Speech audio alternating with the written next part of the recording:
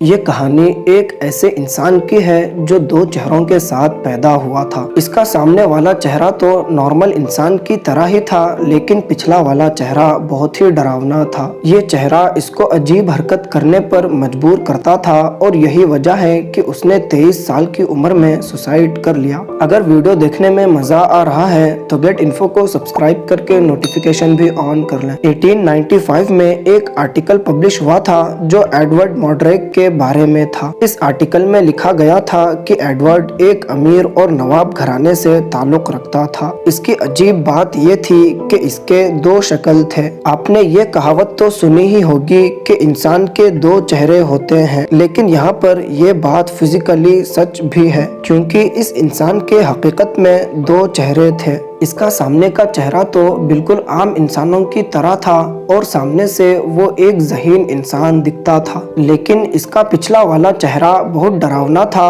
और उसका ये चेहरा किसी लड़के की तरह दिखता था। इस साइड से ना वो खा सकता था और ना ही कुछ पी सकता था, लेकिन उसकी आंखें हरकत करती थीं और हरकत भी ऐसे कि जैसे लोग देखकर डर जाए, क्योंकि ये आंखें लोगों को अजीब तरह से घूरती थी और ये हालत देखकर लोग एडवर्ड से डर के मारे दूर भाग जाते थे, जिस पर एडवर्ड बहुत ज्यादा अफसरदा होते और रो पड़ते। लेकिन ये पीछे वाला चेहरा हंसता रहता था, क्योंकि ये बिल्कुल एडवर्ड के ऑपोजिट था। जब वो हंसता तो पीछे वाला चेहरा रोता था और जब वो रोता तो पीछे वाला चेहरा हंसता था। ये पीछे वाले चेहरे की कोई आराम और सोने का वक्त नहीं था और कभी भी नहीं सोता था और ना एडवर्ड को चैन से सोने देता, क्योंकि एडवर्ड जब भी सोने की कोशिश करता तो ये पीछे वाला चेहरा धीरे धीरे कुछ बोलता रहता और अजीब सी आवाजें भी निकालता। एडवर्ड इसको मजबूरन बर्दाश्त कर रहा था, क्योंकि जब उसने डॉक्टर से इस दूसरे चेहरे को काटने का कहा